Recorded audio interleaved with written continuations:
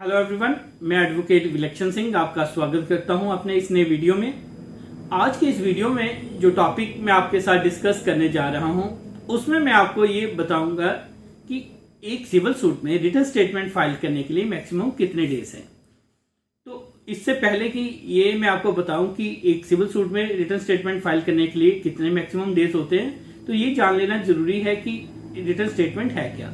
जब भी कोई सिविल सूट आपके खिलाफ किया जाता है तो उसमें जो आप अपना डिफेंस जो लेते हैं, जो जवाब उस सिविल सूट में उस प्लेंट का देते हैं, तो उसको हम रिटन स्टेटमेंट कहते हैं, जिसको जवाब दावा भी कहते हैं। तो ये एक बड़ा वैल्यूएबल जो है राइट है रिटन स्टेटमेंट फाइल करने का, क्योंकि रिटन स्टेटमेंट में ही आप अपने डिफेंसेस लेते हैं और जो डिफेंसेस आप रिटन स्टेटमेंट में लेते हैं, ट्रायल के दौरान जब केस चलता है उसके दौरान वो डिफेंसेस आप अपनी एविडेंस से या डॉक्यूमेंट से प्रूव करते हैं, जिससे फिर आप अपना केस जीत पाते हैं। लेकिन अगर आपका रिटन स्टेटमेंट फाइल करने का राइट क्लोज हो जाए तो आपका जो वर्जन है, जो आप कोर्ट में अपने बताना चाहते हैं, उस प्लेंट के अगेंस्ट, प्लेंटिफ के अगेंस्ट जो अपना वर्जन रखना चाहते हैं, तो वो वर्जन आप नहीं रख पाएंगे, जिससे आप फिर उसको प्रूव भी नहीं कर पाएंगे और एक अपना वैल्यूएबल राइट खो देंगे, जिससे आपका केस बहुत ही कमजोर हो जाएगा। तो क्योंकि हम रिटन स्टेटमेंट फाइल करने का राइट एक इंपॉर्टेंट और बड़ा वाइटल राइट है, तो ये जरूरी है कि आपकी रिटन स्टेटमेंट कोर्ट में फाइल होनी चाहिए। तो इसके लिए ये जानना भी जरूरी है कि मैक्सिमम टाइम लिमिट क्या दी गई है रिटन स्टेटमेंट फाइल करने की। तो इसमें जो हमारा जो है, मैं जेएंडके का डिस्कस करूंगा इसमें। तो जेएंडके में पहले सीपीसी में जो था, ऐसा प्रोविजन था कि इसके रिटन स्टेटमेंट फाइल करने के लिए एक डिफेंडेंट को नॉर्मली 30 डेज मिलते थे, जो कोर्ट एक्सटेंड कर सकती थी 90 डेज तक।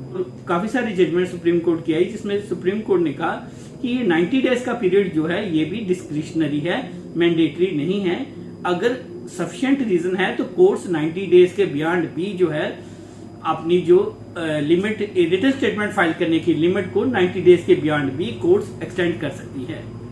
तो फिर जेएंडके में एक amendment I, governors act 41 of 2018 पास किया गया 13 दिसंबर 2018 को।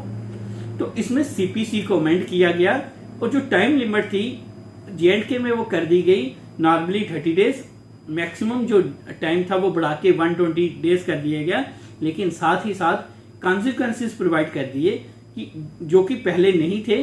अब 120 डेज लिमिट करने के बाद कॉन्सिक्वेंसेस ये प्रोवाइड किए गए कि अगर आप 120 डेज में रिटन स्टेटमेंट फाइल नहीं करते हैं तो आप अपना जो राइट है रिटर्न स्टेटमेंट फाइल करने का वो फोरफिट कर देंगे। आप रिटर्न स्टेटमेंट कोर्ट में फाइल नहीं कर सकते और कोर्ट भी 120 डेज के बियॉन्ड आपकी जो टाइम लिमिट है रिटर्न स्टेटमेंट फाइल करने की उसको एक्सटेंड नहीं कर सकती।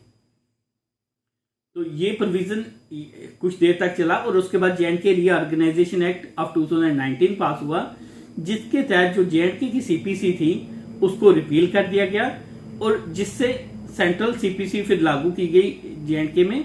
तो सेंट्रल सीपीसी में फिर से प्रोविजन पहले की तरह हो गया कि नॉर्मली आपको 30 डेज के अंदर रिटर्न स्टेटमेंट फाइल करनी है, जो एक्सटेंड की जा सकती है 90 डेज के लिए।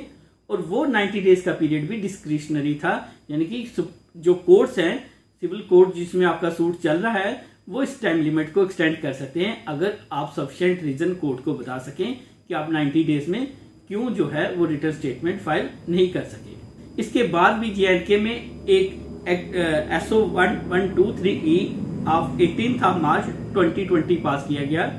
ये था J and K reorganisation adaptation of central laws order 2020। तो इस ऑर्डर के तहत सीपीसी में फिर से अमेंडमेंट की गई और सीपीसी का जो ऑर्डर 5 था और ऑर्डर 8 था, दोनों में अमेंडमेंट करके जो टाइम लिमिट थी रिटर्न स्टेटमेंट फाइल करने की वो नॉर्मली 30 डेज, मैक्सिमम पीरियड जो था 120 डेज कर दिया गया। और फिर से कॉन्सिक्वेंसेस प्रोवाइड कर दिए गए कि अगर 120 डेज में रिटर्न स्टेटमेंट फाइल नहीं की जाती है तो जो है डिफेंडेंट है जिसके खिलाफ केस हुआ है, वो अपनी रिटर्न स्टेटमेंट जवाब दावा फाइल करने का राइट को लूज कर देगा और उसके बाद कोर्ट भी 120 डेज के बियॉन्ड जो है वो इस टाइम लिमिट को एक्सटेंड नहीं कर सकती।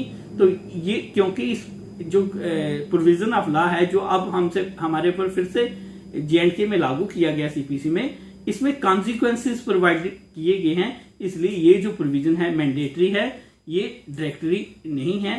तो रेस्ट ऑफ इंडिया में जो रिटर्न स्टेटमेंट फाइल करने के लिए टाइम लिमिट है वो नॉर्मली 30 डेज है, जो एक्सटेंड की जा सकती है 90 डेज के लिए, और 90 डेज के बियॉन्ड भी अगर सफिशिएंट रीजन दिया जाए तो कोर्ट जो है उस टाइम लिमिट को रिटर्न स्टेटमेंट फाइल करने के लिए डिफेंडेंट को अलो कर सकती हैं, टाइम लिमिट को बढ़ा सकती है।